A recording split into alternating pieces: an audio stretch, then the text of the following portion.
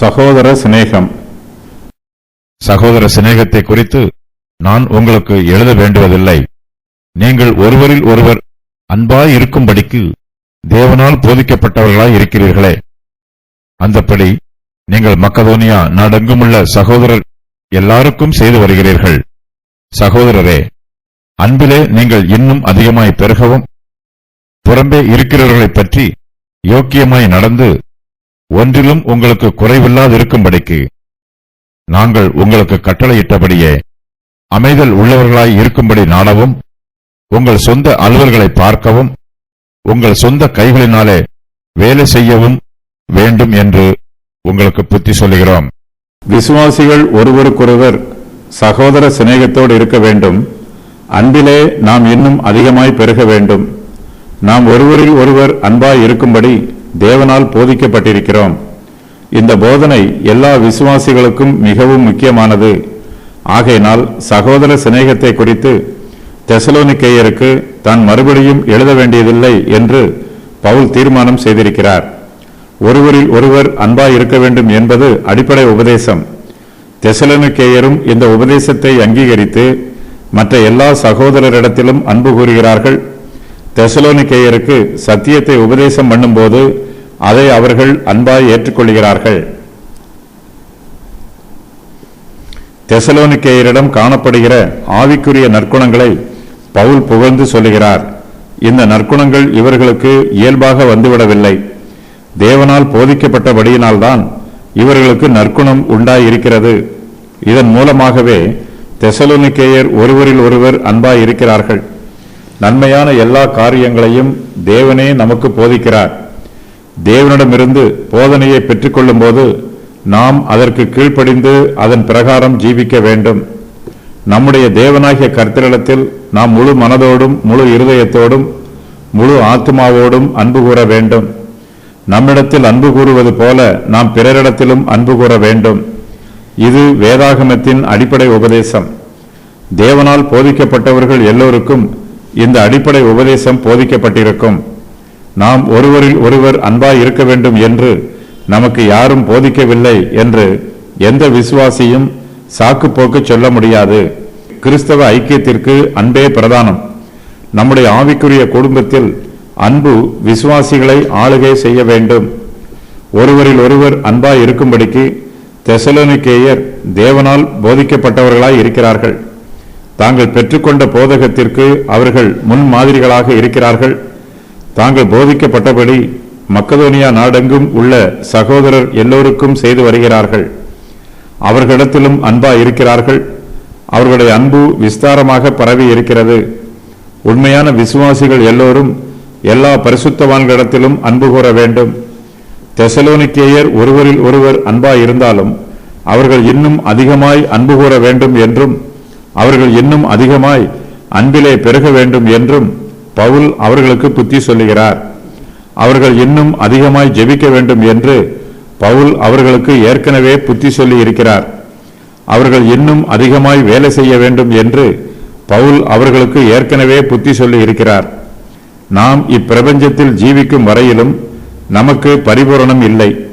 நாம் பெற்றுக்கொள்ள வேண்டியவை இன்னும் அதிகமாய் இருக்கிறது. நாம் பெருக வேண்டிய காரியங்கள் இன்னும் அதிகமாய் இருக்கிறது. தெசலோனிக்கேயர் அமைதல் உள்ளவர்கள் ஆய் இருக்கும்படி நாட வேண்டும்.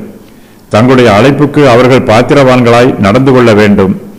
கர்த்தருடைய பிள்ளைகள் எல்லோரோடும் சண்டையிடுகிறவர்களாக இருக்கக்கூடாது. அமைதல் உள்ளவர்களாய் இருக்கும்படி நாட வேண்டும். அமைதலும் சமாதானமும் தேவனுடைய கிருபையினால் வரும். நாம் சமாதானம் பண்ணுகிறவர்கள் நம்மிடத்தில் கோபகுணம் காணப்படக்கூடாது. கர்த்தருடைய பிள்ளைகளாகிய நம்முடைய அமைதியை கெடுப்பதற்கு சாத்தான் பல வழிகளில் முயற்சி செய்வான். சாத்தானாகிய வஞ்சக எண்ணத்திற்கு நாம் இருதயத்தில் இடம் கொடுக்கக்கூடாது. நாம் எப்போதுமே அமைதி உள்ளவர்களாய் இருக்கும்படி நாட வேண்டும். எல்லா சூழ்நிலைகளிலும் அமைதியாய் இருப்பது எப்படி என்பதை தேவனுடைய சமூகத்தில் கற்றுக்கொள்ள வேண்டும்.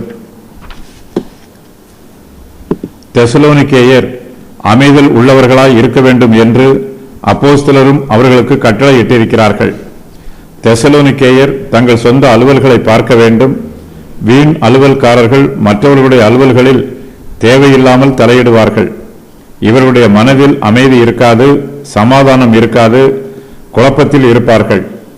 தாங்கள் குழம்பினால் போதாது என்று தங்களுடைய உற்றார், உறவினர், சிநேகிதர் எல்லோரையும் குழப்பி விடுவார்கள்.